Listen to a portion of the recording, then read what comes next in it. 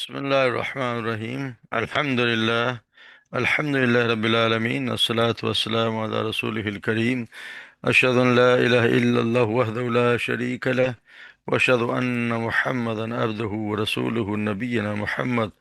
صلى الله عليه وسلم. رب اشرح لي صدري ويسر لي أمري واحلل عقدة من لساني يفقهوا قولي. ربنا زدنا علما، اللهم فقنا في الدين. السلام علیکم ورحمۃ اللہ وبرکاتہ۔ امید ہے سب لوگ خیریت سے ہوں گے۔ اللہ تبارک و تعالیٰ ہمارا وقت قبول فرمائے۔ اعوذ باللہ من الشیطان الرجیم، بسم اللہ الرحمن الرحیم۔ وما خلقت الجن والانس الا ليعبدون ما أريد منهم من رزق وما أريد أن يطعمون إن الله هو الرزاق ذو القوة المتين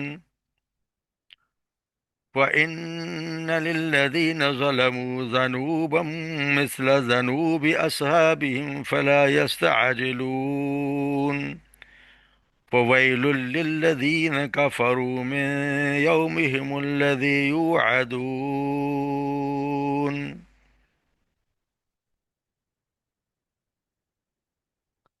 وما خلقت وما اور نہیں بنایا، وما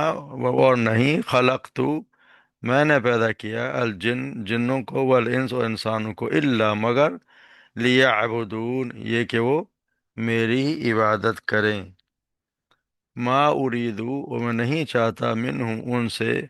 من رزق کوئی رزق، وما اریدو اور نہ ہی میں چاہتا ہوں، ان یطعمون کہ وہ مجھے کھلائیں۔ ان اللہ بے شک اللہ هو الرزاق وہی رازق ہے، رزق دینے والا ہے، ذو قوت متین بہت قوت والا، اور بہت زیادہ قوت والا، بہت مضبوط ہے۔ فإن للذین اور بے شک وہ لوگ، للذین ان لوگوں کے لیے جنہوں نے ظلم کیا، ذنوبا مثل ذنوبی، ذنوب حصہ حصہ ہے، مثل ذنوبی اس حصے کے طرح، اصحابی ان لوگوں کی طرح جو ان سے پہلے تھے، یعنی کہ ان کے ساتھ ان کے ڈول کی طرح، اس کو کہتے ہیں حصہ بھی اور باری بھی، یعنی حصہ بھی اور باری اس کو ہم ڈسکس کرتے ہیں، ڈول کی طرح، وصحاب وصحاب فلا یستعجلون اور تم اس میں مجھ سے جلدی، کہ وہ مجھ سے جلدی طلب نہ کریں۔ ویل للذین پس بربادی ہے، ہلاکت ہے ان لوگوں کے لیے، کاف جنہوں نے کفر کیا، من یومہم الذی اس دن، یومہم الذی یوعدون اس دن سے جس کا وہ وعدہ کیے جاتے، یوعدون جس سے وعدہ کیے جاتے ہیں۔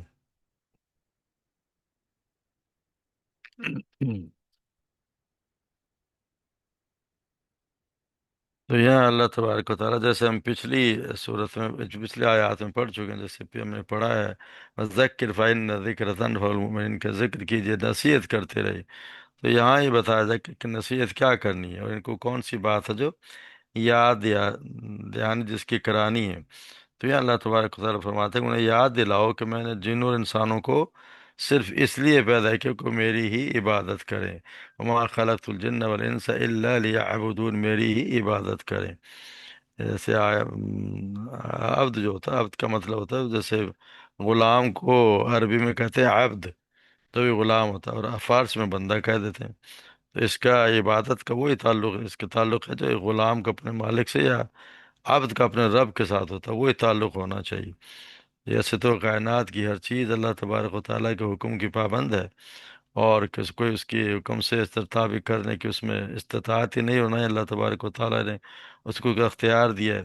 کہ وہ چیزیں ہیں جن کو اللہ تبارک جو ارادہ کرتا ہے، کن کہتا ہے، وہ ہو جاتی ہے۔ تو اسی طرح اللہ تو ہمارے انسانوں کے اور جنات کے ان دو کا جو خاص طور سے یہاں ذکر کیا گیا ہے، ان کے بہت سے معاملات تو اسی طرح چلتے ہیں جو اللہ تبارک و تعالیٰ کے اختیار، ہمارا کوئی اختیار نہیں ہے۔ جیسے ہماری پیدائش ہے، عمر ہے، رزق ہے، صحت ہے، یا کوئی ہمارا حافظہ سمجھ لیں، ہمارے جتنا سسٹم چل رہے ہیں ان کے کام کرنے کا طریقہ ہے، نروس سسٹم ہے، باقاعدہ جو جتنے سسٹم ہمارے اختیار میں خود بخود کام کیے جا رہے ہیں، اللہ تبارک و تعالیٰ کے حکم کے پابند ہیں۔ اور کچھ چیز ایسے ہیں جس سے اللہ تبارک و تعالیٰ نے ہمارے امتحان لینے کے لیے جنوں اور انسانوں کو اختیار دیا ہے، اختیار دے دیا ہے کہ یہ اللہ تبارک و تعالیٰ نے ایک اپنے جو احکامات دیے ہیں کہ میں تمہارا رب ہوں اور تم میرے بندے ہو، میں تمہارا مالک ہوں اور تم میرے غلام ہو، لہذا تم نے میری غلامی اور بندگی میں زندگی بسر کرنی ہے۔ تو اللہ تبارک و تعالیٰ نے اس حکم شرعی کو کس طرح گزارنا ہے، اس کے تعمیل اور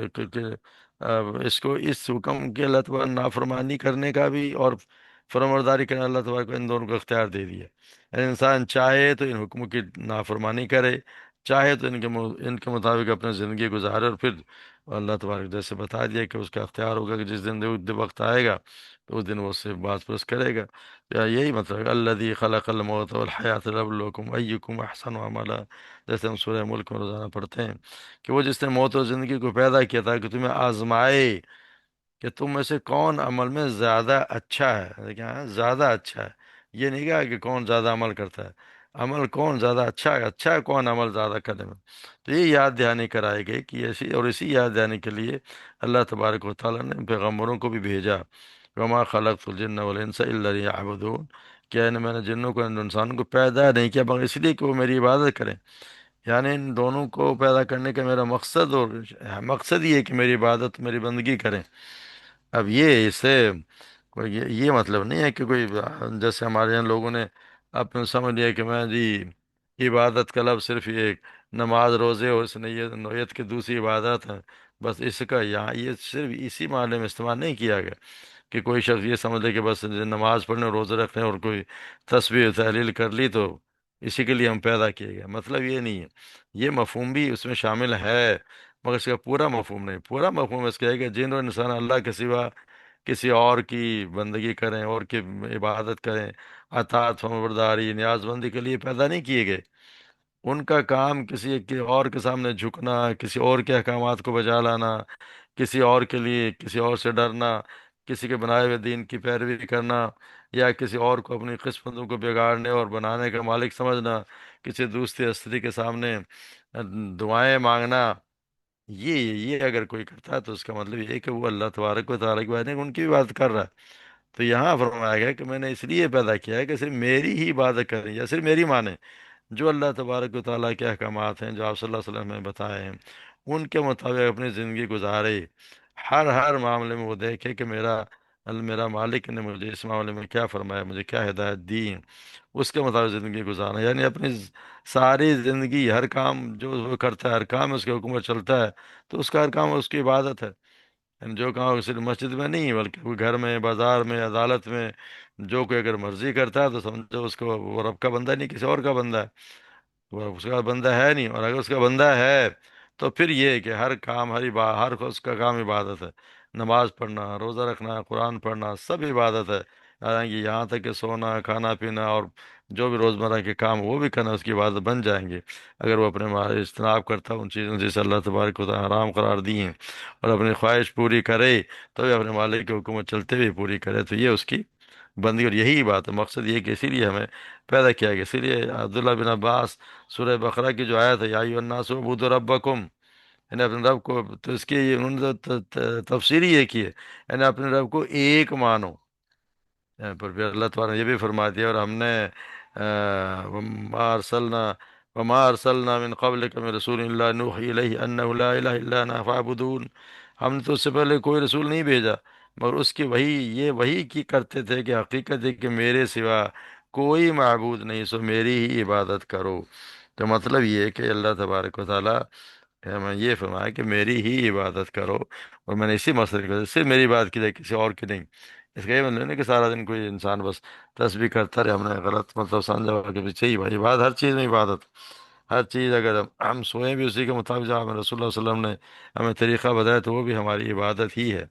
پھر اللہ تبارک و تعالیٰ بتانے کی وجہ یہ کیا ہے، کیوں بات کی جائے، ما اريد منه، ایک تو خالق اللہ تبارک، ما خلق، ہم نے اللہ تبارک و تعالیٰ نے ہمیں پیدا کیا، تو جس نے پیدا کیا وہ حق بھی اسی کا ہے کہ اسی کی بات کی جائے، جنہوں نے ہمیں پیدا نہیں کیا ہم اس کی بات کا کوئی حق رکھ وہ کس طرح یہ بات کا حق رکھتے ہیں۔ پھر ما اريد منهم من رزق وما اريد ان يطعمون، نہ میں چاہتا ہوں، میں ان سے کوئی رزق بھی نہیں چاہتا۔ اللہ تعالیٰ یہ تو انسان کی اصل میں انسان کے لیے بتایا کہ اللہ کو تو رزق کسی رزق کی ضرورت ہے ہی نہیں۔ اللہ تبارک و تعالیٰ تو کسی رزق کا کوئی، اس کو کوئی یقینی بات ہے کسی چیز کا، وہ تو کوئی کمزوری اس میں ہے ہی نہیں۔ تو یہ انسان کی کمزوری عام عادت کے مطابق یہ سوال کیا گیا، یہ کہا گیا، یعنی کیونکہ انسان جو کچھ بناتا ہے وہ کسی اپنے فائدے کے لیے بناتا ہے، جو کوئی غلام بھی خریدتا ہے یا اپنی ملکیت میں رکھتا ہے تو اس کا مقصد اپنی ضروریات کے لیے ان سے کام لینا، کوئی کمائی کھانا ہی ہوتا ہے۔ تو اللہ تبارک و تعالیٰ کہ میرا مقصد یہ نہیں ہے کہ میں کوئی انسانوں سے یا جنوں سے رزق چاہتا ہوں، مرنا ہے کہ وہ مجھے وہ کوئی کھانے کے لیے دیں۔ ان سے پیدا کرنے کے بعد ان سے کوئی میرا کوئی نفع نہیں ہے۔ اگر وہ میری بندگی کریں گے، میرے غلام بن کر رہیں گے، اور اس سے انہیں کا فائدہ ہے۔ اللہ تبارک و تعالیٰ اس دن آئے گا تو پھر اللہ تو یقینی بات ہے پھر ان کو انعام بھی دے جائے گا۔ تو اللہ تبارک و تعالیٰ نے کہی گئی کہ ان کا کہا یہ اللہ تبارک و تعالیٰ کسی چیز کی ضرورت ہے نہیں، اور اسی لیے حق بھی میرا ہی ہے، اللہ کے سوا دوسرے جو بھی ہیں وہ سب اللہ تبارک و تعالیٰ کے محتاج ہیں۔ اور یا جن کو اللہ تبارک و تعالیٰ آگے فرمایا جس طرح کیونکہ جتنے بھی جن کی اوروں کی پوجا کی جاتی ہے اللہ کے سوا، وہ یقینی بات ہے کہ سارے کے سارے معبود لوگوں کے سمجھو کہ کرم پہ ہی ہوتے ہیں، حالانکہ وہ بنے ہوتے ہیں ان کے بخشوانے والے، لیکن جب تک ان کے لوگ ان کو نہ کھلائیں وہ کھا نہیں سکتے۔ لوگ ان کی اگر ان کے آگے نہ جھکیں، ان کو سلام نہ کریں، ان کو تحفے نہ نذرانے نہ تو ان کا کام نہیں چلتا۔ یعنی وہ مجبور ہیں، یعنی ان لوگوں کے مجبور ہیں۔ مگر ایک اللہ تبارک و تعالیٰ ہی ایک واحد ہستی ہے کہ وہ اکیلا ایک ایسا معبود ہے، ایک حقیقی معبود وہی ہے جو اپنے بلبوتے پر جو چل رہا ہے، اس کی ساری کبریائی اس کے بلبوتے پر، کسی اور کا کسی میں اختیار نہیں ہے۔ اگر ان لوگوں کو جن کی پوجا کی جاتی ہے، اگر ان لوگ پوجا کرنا چھوڑ دیں، ان کے وہ باڈی گارڈ نہ بنے رہیں، تو ان کا جو حالت ہوتی ہے ان کو دیکھنے والی ہوتی ہے۔ تو اللہ تبارک و تعالیٰ کہ ایک ہے، اس لیے کہ وہ اکیلا ہے، وہی ایک ہے جو اپنے بندوں سے کچھ لیتا نہیں ہے بلکہ بندوں کو سب کچھ دیتا ہے۔ وہی ہے جب سب کچھ دے رہا ہوتا ہے، لیتا کچھ بھی نہیں ہے۔ تو یقینی بات ہے پھر اسی کا حق ہے کہ اسی کی بات کی جائے، اسی کا بندہ بن کے رہا جائے۔ اور پھر اللہ تبارک و تعالیٰ فَإِنَّ لِلَّذِينَ ظَلَمُوا، اور وہ لوگ جن لوگوں نے ظلم کیا، ذنوباً مثل ذنوبی، ذنوباً کا حصہ، یعنی ویسے تو کہتے ہیں ڈول کو جس طرح کہا جاتا ہے، اس کا مطلب جس کو کہتے ہیں ڈول ہوتا ہے، یہ تھا کہ جیسے پرانے زمانے کنویں سے جو لوگ آتے تھے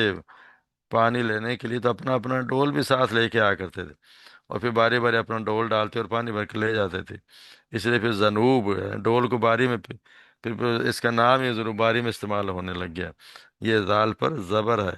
اگر پیش لگ جائے گا تو وہ ہو جائے گا گناہ ہوتے، جب پڑھتے بہت احتیاط کرنی ہے۔ فَنِلَ لِلَّذِينَ ظَلَمُوا ذَنُوبًا مِثْلَ ذَنُوبٍ، یہاں پر یعنی کہ زبر ہے، تو اس لیے بتایا گیا کہ وہ پھر یہ وہ لوگ، یہ ان لوگوں نے جنہوں نے ظلم کیا، ظلم سے مراد یہ ہے کہ انہوں نے جن نے شرک کیا، جہاں پہ ظلم کا بتایا گیا وہ یہاں پہ بس شرک بتایا گیا۔